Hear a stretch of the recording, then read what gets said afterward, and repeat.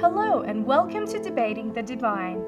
Today's program is about a debate between Prophet Muhammad and a group of polytheists, idol worshippers, who came to him wanting him to approve of their beliefs.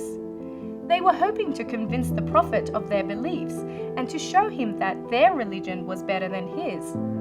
They said this to the Prophet: "If you don't think you can agree with us, then we should have a debate with you." Prophet Muhammad asked them why they were worshipping idols and not God. The polytheists replied, "When we worship the idols, we're trying to seek closeness to God." The Prophet asked them whether their idols were capable of hearing, obeying God, or worshipping Him. He wanted to know if the polytheists could become closer to God by worshipping these idols. They answered him, "No, we can't actually get closer to God by worshipping the idols." Prophet Muhammad reminded them that they themselves had made the idols with their own hands, so surely the idols should be worshipping their makers and not the other way around.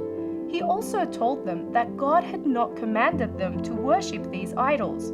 The polytheists became confused when they heard these words from the Prophet, and it was obvious that they weren't that sure about their own beliefs. The first group amongst the polytheists spoke up and said, God incarnates himself in certain human beings, so what we do is that we make idols of these human beings and worship them.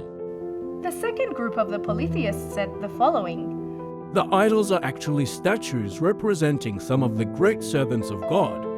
When we worship these idols, it's our way of paying respect to God. The third group, on the other hand, said, We created an idol of Adam so that we can prostrate before him as the angels used to. We have been hoping to achieve the same nearness to God that the angels did. They continued their speech. How about the Muslims bowing to the Kaaba in Mecca? That doesn't mean that they worship the Kaaba, does it? We just want to worship God through worshipping our idols. Prophet Muhammad had an answer to each of these groups. He said that if God incarnates himself in an object, then he would be surrounded by that object. So what difference would there be between the object and God? It would also mean that God, who is eternally pre-existent, would be the same as the object, which is contingent, and that is impossible. Prophet Muhammad pointed out a few more fallacies that arose from their arguments. First, just as the objects could be eternally pre-existent, God could have a beginning. Second, why would God have to occupy that space anyway? For God existed before space was even created. The polytheists in the first group had gone silent and said to the Prophet, Could we please have some time to reconsider these matters and our beliefs? Prophet Muhammad then addressed the second group of polytheists and told them they can't equate God with his servants when they bow down before the idols. He asked them if they would show the same kind of respect to a king as they would to a servant. The idolaters replied, No, of course we wouldn't show the same respect. You're right. The Prophet explained to them that by bowing down before the sculptures of the servants of God, they were in fact insulting God. This group fell silent and asked of the Prophet, Could you please let us have some time to ponder over these matters and our beliefs? Prophet Muhammad then turned to the third group and told them off, saying that the order from God to pray in the direction of the Kaaba is obligatory and that it can't be compared to their decision to bow down in front of their sculpture of Adam. He asked them how they could be sure that God would like this deed of theirs.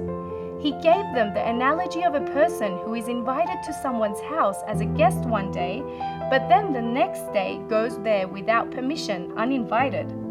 The polytheists commented, You're right. It's not appropriate for a person to do something he was not ordered to or invited to do. The Prophet asked them whether they thought that God is even more worthy of obeying than his creatures. The polytheists replied, That is definitely the case. Prophet Muhammad then asked them why they believed in idols and worshipped them, and he wanted to know whether it was God who commanded them to worship the idols. None of the polytheists were able to give an answer to this. Instead, they asked of the Prophet, Could we please request some time to think about it? Later though, they all accepted Islam before even 3 days had passed. That was it for today, and we hope you check out the next episode on Debating the Divine.